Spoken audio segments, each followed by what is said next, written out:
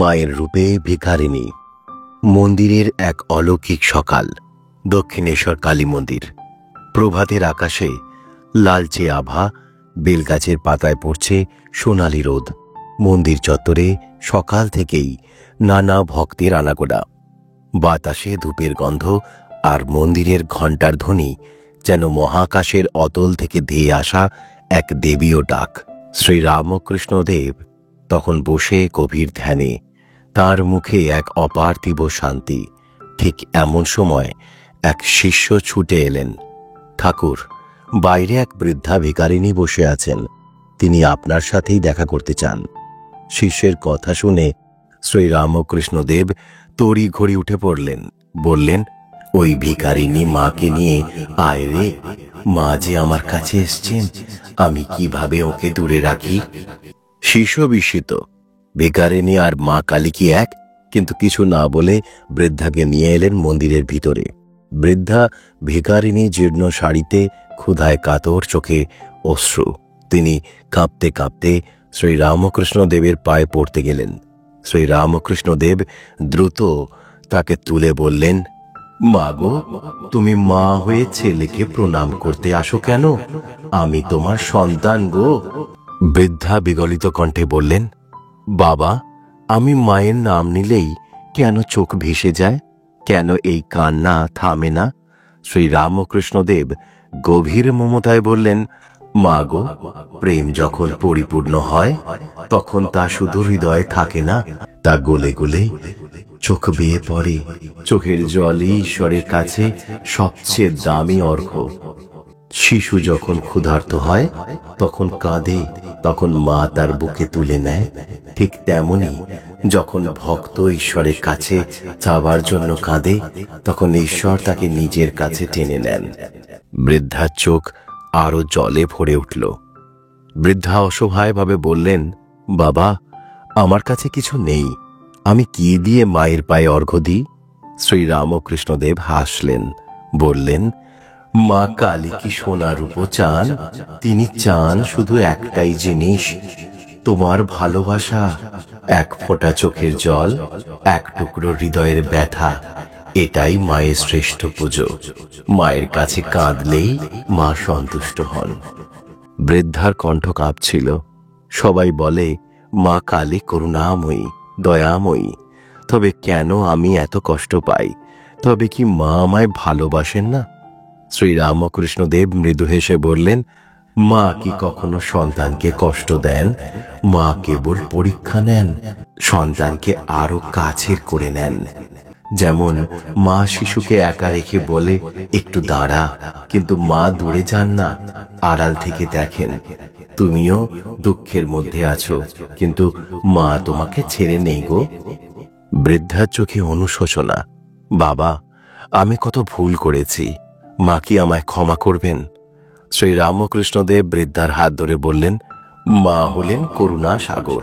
মা বলছেন, তোর পাপ যত বড়ই হোক, আমি এক ফোঁটা ভালোবাসার জলে সব ধুয়ে দেব। যেমন নদী ময়লা বয়ে নিয়ে যায়, তেমনি মায়ের নাম জপ করলে সব পাপ ধুয়ে যায়। বৃদ্ধার করজোর প্রার্থনা, বাবা, কি করলে মা সত্যিই খুশি হবেন? শ্রীরামকৃষ্ণদেব গভীর কণ্ঠে বললেন, মা কালী তোমার হৃদয়ের মা, তাই যদি সত্যি তাকে পেতে চাও, তবে প্রতিদিন অন্তর থেকে ডাকো। মা একদিন নিজেই তোমার কাছে হাজির হবেন। পুজোর ফুল, প্রদীপ, ধূপ নয়, মা চান একটাই জিনিস, ভক্তের নিঃস্বার্থ ভালোবাসা। বৃদ্ধা ফুপিয়ে ফুপিয়ে কেঁদে উঠলেন। আমি কি দেব বাবা?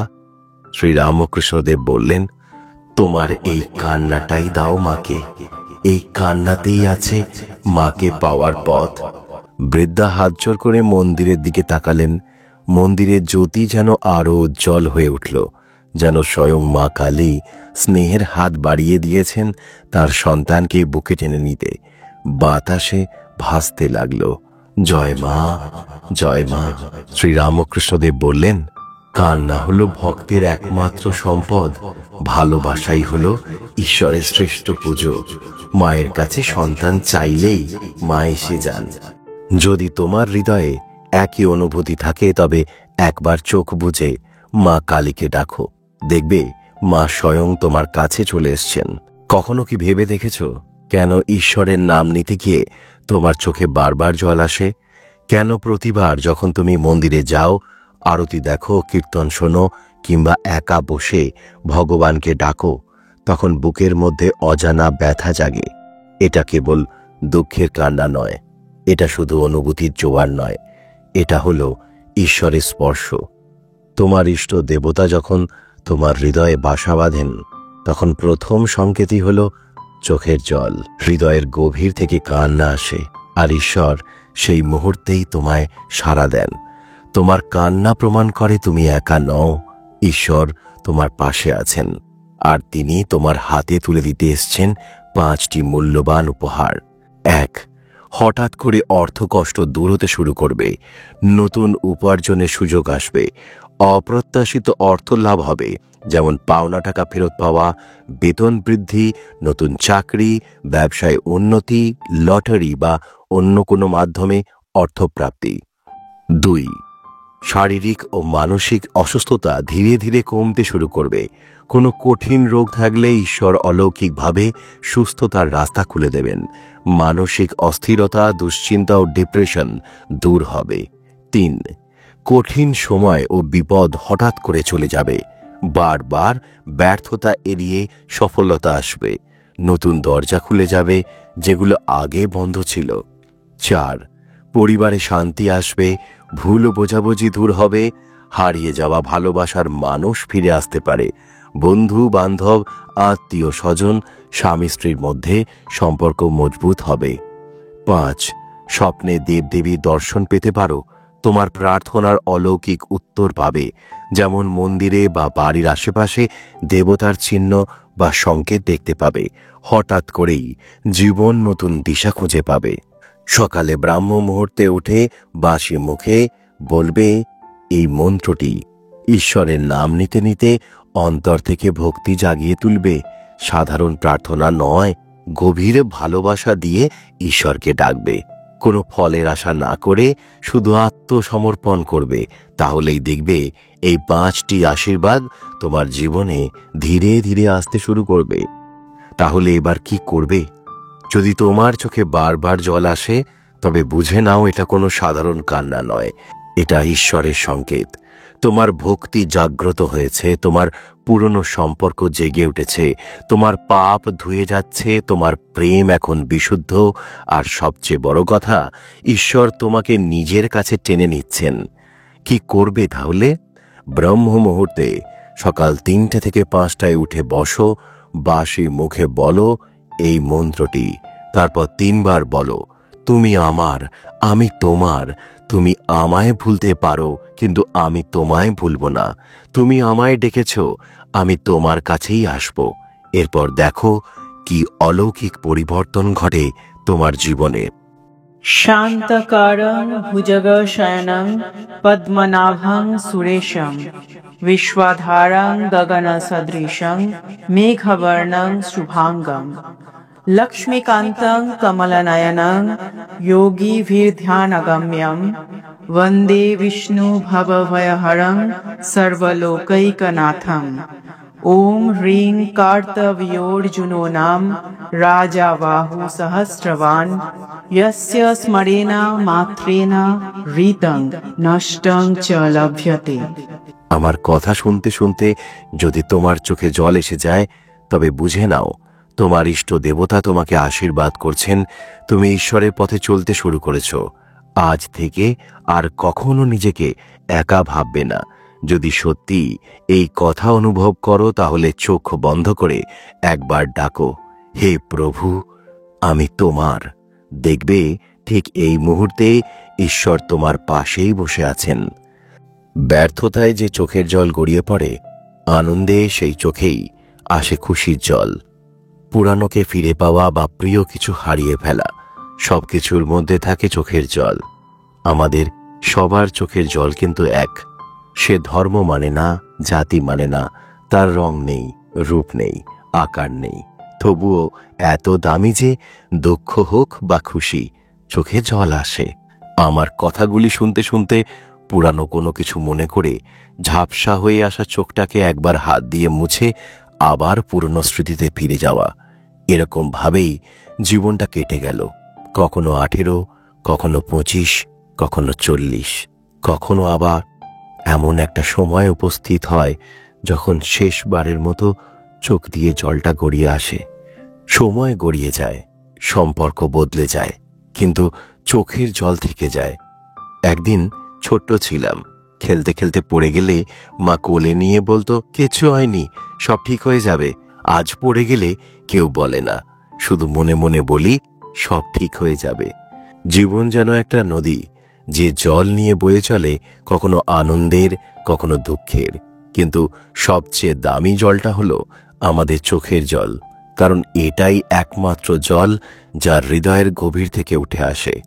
শৈশবে মাটিতে পড়ে গেলে কাঁদতাম, খেলনা হারালেও কাঁদতাম। কৈশোরে প্রথম প্রেম, প্রথম প্রত্যাখ্যান, প্রথম হার, এগুলোর জন্য চোখে জল আসতো। যৌবনে ব্যর্থতা, হতাশা, দুঃখ, হারিয়ে ফেলার স্বপ্ন, এগুলো গোপনে রাতে বালিশ ভেজায়। বার্ধক্যে স্মৃতির পাতাগুলো উল্টাতে উল্টাতে বুঝতে পারি আমরা কাঁদতাম না, জীবন আমাদের দিয়ে কাঁদিয়ে নিত। জীবনে প্রতিটা মুহূর্তে চোখের জল আছে। প্রথম প্রেমে চোখে জল, প্রথম বিচ্ছেদেও জল, পরীক্ষায় ভালো রেজাল্টে চোখে জল, ব্যর্থতাতেও জল, মায়ের হাতের শেষ রান্না খাওয়ার পর চোখে জল, বাবার কাঁধ থেকে নামার পর চোখে জল, প্রিয় মানুষকে কাছে পাওয়ার পর চোখে জল, হারানোর পরও জল। কিন্তু একটা অদ্ভুত ব্যাপার জানো, ভালোবাসার মানুষ কাঁদালে চোখে জল আসে, কিন্তু সেই চোখের জল কেউ দেখতে পায় না। জীবনে ব্যর্থ হলে চোখে জল আসে, কিন্তু এই জল কখনো কাউকে দেখানো যায় না। বাবা মা যখন চলে যান, তখন চোখের জল আটকানো যায় না, কারণ তখন বুঝি এই জলই জীবনের শেষ সত্য। চোখের জল পৃথিবীর একমাত্র জল যা অনুভূতির থেকেও ভারী। চোখের জল পৃথিবীর একমাত্র ভাষা যা কথা না বলেও সব বুঝিয়ে দেয়। চোখের জল সেই কালি যা হৃদয়ের কষ্ট দিয়ে লেখা হয়, কিন্তু পড়তে পারে শুধু যাকে হারিয়েছি। একটা সময় আসে যখন 18 থেকে 25, 25 থেকে 40, তারপর এমন একটা সময় আসে যখন মনের মধ্যে শুধু একটা কথাই বাজে, এই তো সেদিনের কথা। সেদিন বন্ধুদের সাথে হাসতাম, আজ কারো খবর নেই। সেদিন বাবা মায়ের ছায়ায় ছিলাম, আজ কেবল ছবির ফ্রেমে দেখি।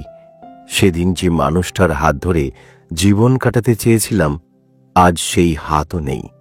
একটা সময় আসে যখন শেষবারের মতো চোখে জল আসে, তখন কেউ আর কাঁদতে দেখে না, কেউ জিজ্ঞেস করে না কি হয়েছে, শুধু একটা ছবি দেওয়ালে ঝুলে থাকে, কিছু অশ্রু মাটিতে পড়ে শুকিয়ে যায়। আজ যদি কাঁদতে ইচ্ছা করে কেঁদে নাও, আজ যদি ভালোবাসতে ইচ্ছা করে ভালোবেসে নাও, আজ যদি মাকে, বাবাকে, ভাই বোনকে, বন্ধুদের জড়িয়ে ধরতে ইচ্ছা করে ধরে নাও, কারণ একদিন একটা সময় আসবে যখন কেউ তোমার জন্য কাঁদবে, কিন্তু তুমি আর দেখতে পাবে না। চোখের জল কখনো মিথ্যে বলে না, এটা শুধু মনে করিয়ে দেয় তুমি মানুষ।